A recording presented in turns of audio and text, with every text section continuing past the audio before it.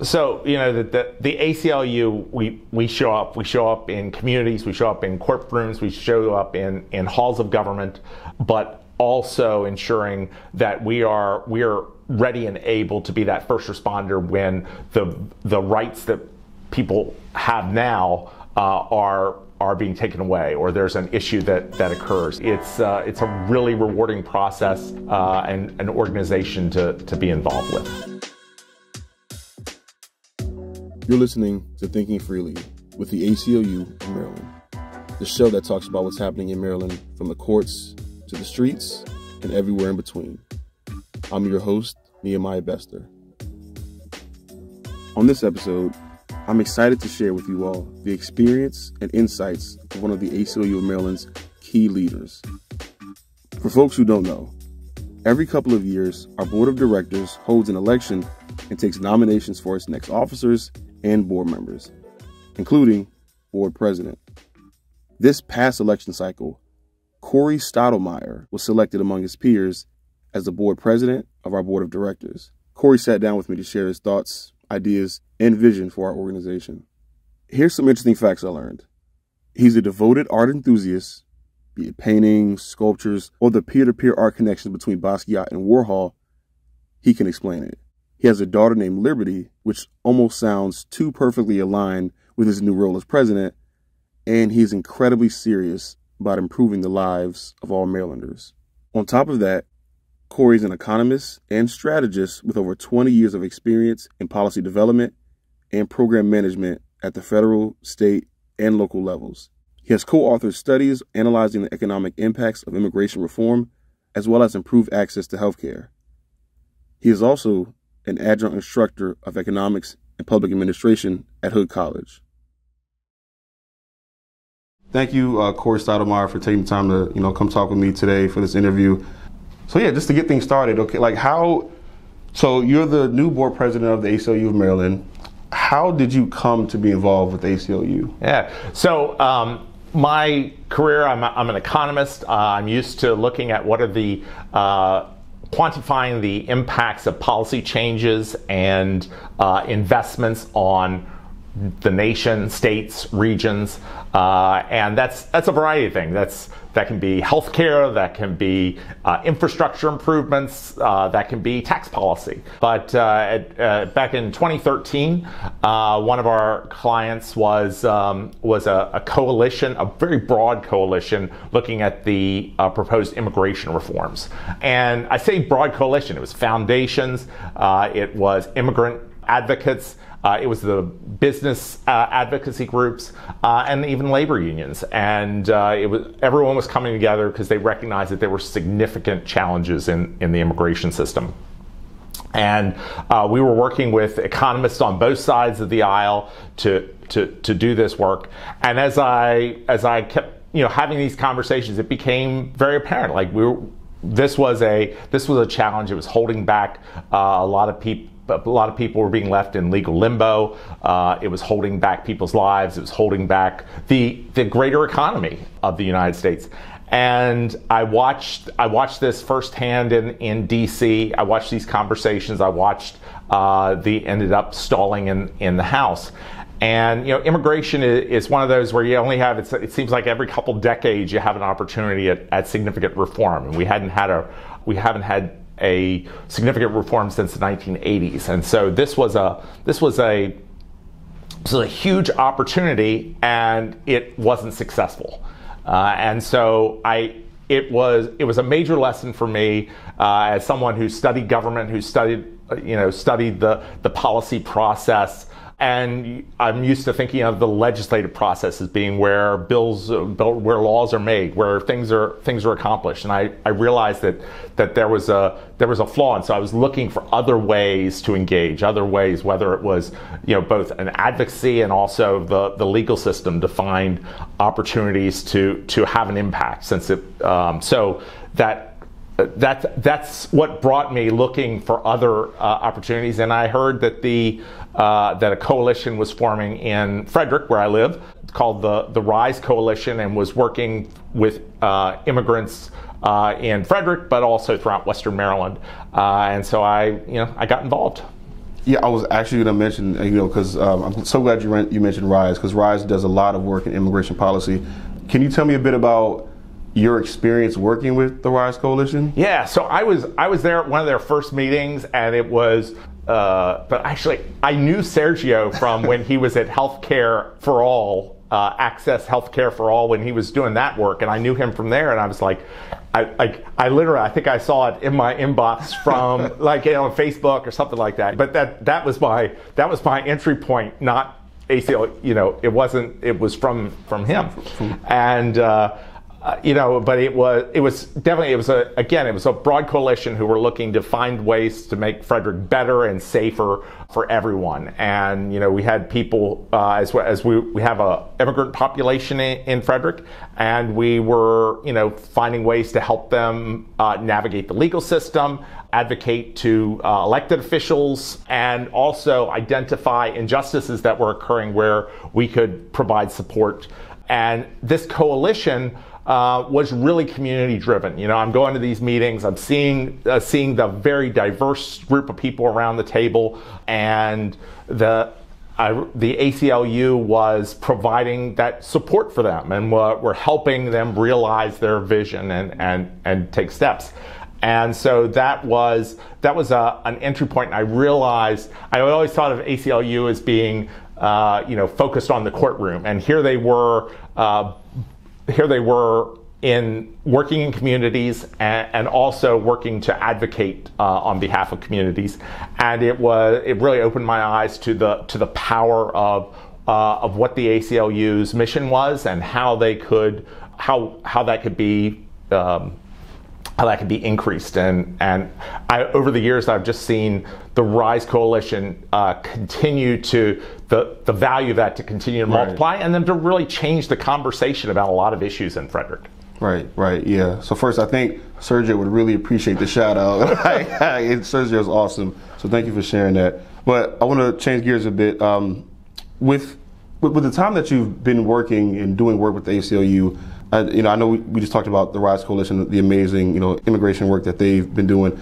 But with the ACLU specifically, is there a certain project or a program that you feel very deeply passionate about, or that you're proud to have taken part in? Yeah. So the ACLU as an organization, every part of this organization, we've really been trying to figure out how to apply an anti-racism and anti-oppression lens to everything that we do, and that's not an easy thing. There's no textbook on how to operationalize that. So it's kind of it's led us all looking at our own biases. It's led us looking at trying to figure out how we can do things better, and also having some really tough conversations. Yeah. And as a board, we were looking at the work that we were doing, and we were looking at our nominating process specifically, and realized, okay, how can we make this better? Let's look at really defining and being transparent about what the expectations are. Documenting that. Let's look at casting a wider outreach effort to bring more people to the table. And then we also looked at the interview process and trying to make that a standardize it and make it a better system. Because we're all constantly evolving. We can all do better. Right. And this was an example when we've recently brought on 13 new board members, people who are representing a variety of the communities that we serve across the state, and they're bringing skills to the table that are going to really position the organization to be successful for many years to come. Yeah. So I love what you said about how we were making sure that we're reviewing the organization and looking through a lens of anti-racism and anti-oppression. And I also love what you said about our board members. I think this is one of our most diverse boards that we've actually had. You know? So I think that's a huge accomplishment. Can you talk about any sort of, obviously there's a lot of cases, there's a lot of work that's going on, but is there a recent or current ACLU of Maryland issue or case that has meant the most to you? I know there's a lot, and I don't want you to pick favorites, but if you had one that meant a lot to you, what would it be and why? Yeah, so I'm constantly. It's one of the true joys is to hear about new projects and new cases that we're working on and communities that we're lifting up, and it's just enormous. But one that really wasn't on my radar screen came up, and I've been following closely is our work with NAACP and the community in Federalsburg. And in this case, you have a majority black community that has never had representation in elected office. And we were looking for restorative justice, so we entered and pursued that. And so it was the idea that we were taking this some more and looking at how we can look at restorative justice over time, and not just one case, but things that are going to change the community forever and really make a lasting impact on their voting access and access to voting, and lifting up and making sure that, or helping position the community to be more engaged and to have a greater say in the elected process. No, yeah, I agree with you like tenfold, because that the Federalsburg case was also like very personal to me also. Like we did, myself, Nick, Debbie, Meredith, and others, and like we did a lot of work to make sure that true representation was given to this town, because like 200 years, like come on, that can't be okay. Like there's clearly an issue there, and so it's awesome to see that restorative justice for these black residents in Federalsburg. I will also say, I didn't put this, but this is kind of like the Sergio thing. I recognize as I was going through that just what an enormous blind spot I had cause I have my mother grew up on the Eastern Shore. I was certainly aware of the atrocities and the things that have occurred on the Eastern Shore, but I wasn't fully aware, and it caused me to look at the biases that we all have, or that I had, and really understand the history of the history that occurred there, and not just Federalsburg, but in many parts of the shore, and it was a really powerful experience for me. Wow. So going with that.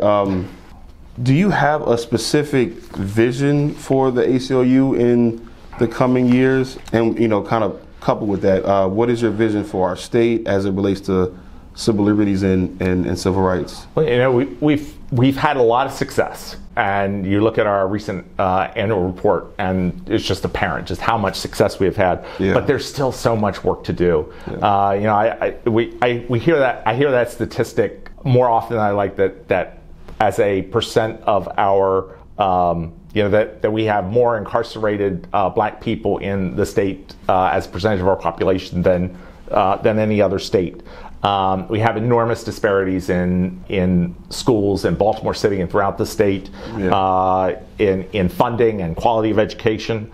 There are challenges to universal suffrage and voting rights, and these are all things. And we're hearing about the First Amendment every day in the news everywhere, and so it just re-emphasizes how much we have to, how much more work there is to do, how we need to focus on our long-term goals about raising up humanity in the state, but also ensuring that we are ready and able to be that first responder when the rights that people have now are being taken away, or there's an issue that occurs, and we need to be ready to stand up for that.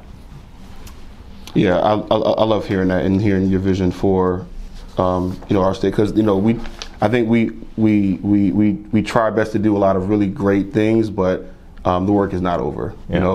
So what's a great takeaway you would want someone who reads, listens, or watches this interview to leave with? Yeah. What message would that be? So, the ACLU, we show up in communities, we show up in courtrooms, we show up in halls of government, and we are making a true difference to uplift the humanity of Marylanders. And if you're a donor, just thank you so much. Thank you so much for giving, investing in the organization, and helping make all that we've done accomplishable. And then, if you're not a member, please join us at the table. We have a strong membership here in the state. We have a lot of work to do, and it's a really rewarding process and an organization to be involved with. Okay. Last question. Do you have any hobbies? Do you have any things that you like to do, or anything like? Sometimes I try to aim like a more fun question. Yeah. Anything like you like to do, or anything you want to mention? Your downtime, if you have downtime. I mean, So I have some really weird. Some of them, because I say this. Here I am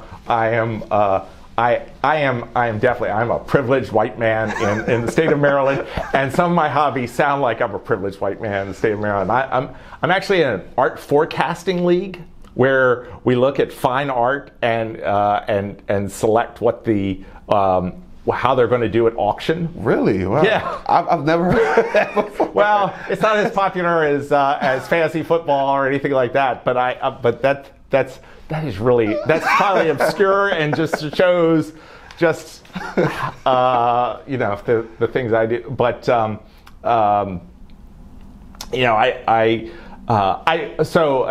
another thing I'll mention is that I'm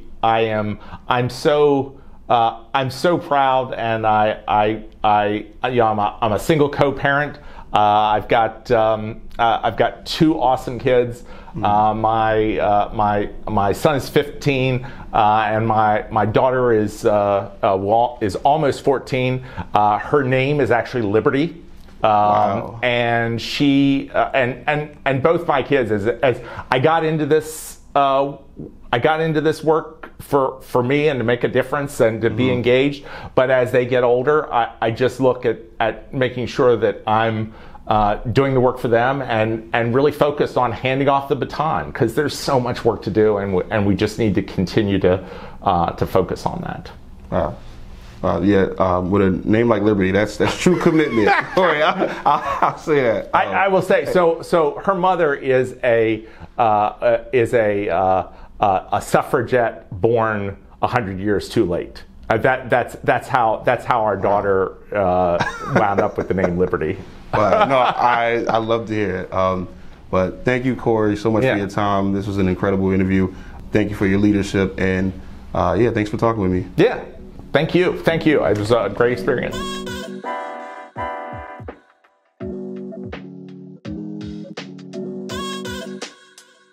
For more information, visit ACLU-MD.org. If you like this conversation, please feel free to like or subscribe to this channel, and go follow us on all of our ACLU of Maryland platforms. This podcast was recorded on Piscataway land. I'm Nehemiah Bester, the host and producer of Thinking Freely. Catch y'all on the next one.